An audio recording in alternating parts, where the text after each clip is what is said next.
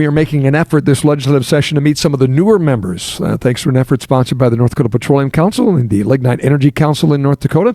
And our first chance to catch up with Representative Macy Bolinske from Minot, North Dakota in District 40. How are you? Yes, sir. I'm doing great. I'm just learning the ropes and I'm having a good time. That's great. So tell me a little bit about yourself. Well, I grew up in Minot, graduated from Bishop Bryan. I have my degree in psychology from UND. And That's a pretty good school, by the way. Oh, yeah. I'm a big fan. So I almost voted against the congratulatory resolution for NDSU just to kind of throw a little UND fan base in there. But the rivalry's alive and well. I love it. Absolutely. Yep. And I have a daughter, a husband. We have a home in Minot, and I'm currently a bookkeeper as well.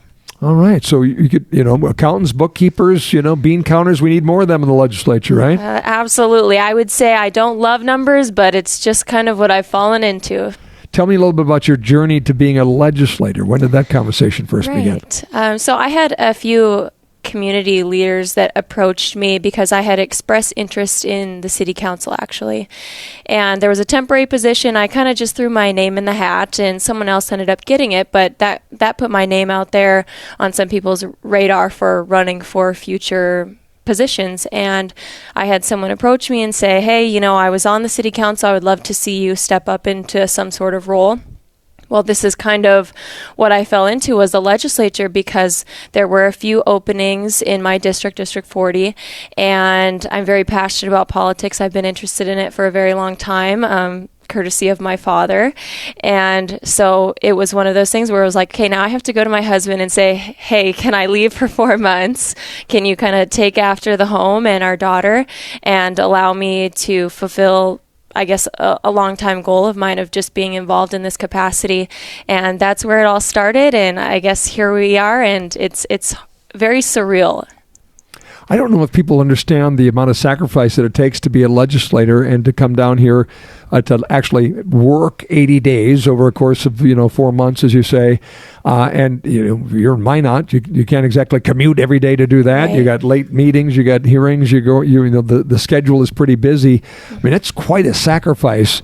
So you obviously didn't go into this lightly. You knew the family impacts it was going to have, huh? Correct. Yeah. And I'm still learning that balance, to be honest with you, between family life and I am working my current job. Late evenings is what's allowing me to be able to do that. And so there is, balance to be found. And obviously this is only week 3, so I'm still figuring it out. But yes, definitely a sacrifice, but one that I was willing to make because I was elected because of my moral principles and because the people in my district believed that I would represent them to the best of my ability. And so that's not an honor that I take lightly. And so walking into these doors every day, I do feel a little bit of a weight on my shoulders, but it's a responsibility that I'm happy to fulfill and hoping that I can make them proud. You mentioned your dad was politically active, and that's what inspired you to say, I need to do more. I want to be a citizen legislator. What was he most passionate about? So my dad's very conservative, but we would always listen to radio talk shows, and so my dad's a big Menards trip guy, and so whenever we'd make our trips to Menards, I'd be listening to the radio talk shows the whole way there and the whole way home. And oftentimes I'd be sitting in the car while he's picking up whatever he needed. And so that definitely instilled in me. You don't realize that the things that you're listening to, especially as a kid, how they affect you as you get older. And so then, you have the Fox News on the TV in the evenings, and you're not really paying attention as a kid, but you are taking some of those values and instilling them in yourself. And I would definitely say that's what happened with me. That's great. Any particular issues that you're going to zero in, focus on, any priorities for your first term? Right. So I didn't want to take on too much as this being my first time, but I'm bringing forth one bill, and that's a DUI bill. It's to raise the felony class for a DUI with bodily injury to another person, and that's on behalf of a young lady that was badly injured in my town. She was hit head-on by a drunk driver going the wrong way down the highway, and it has changed the trajectory of her life. And so with that, she's had to learn how to walk again.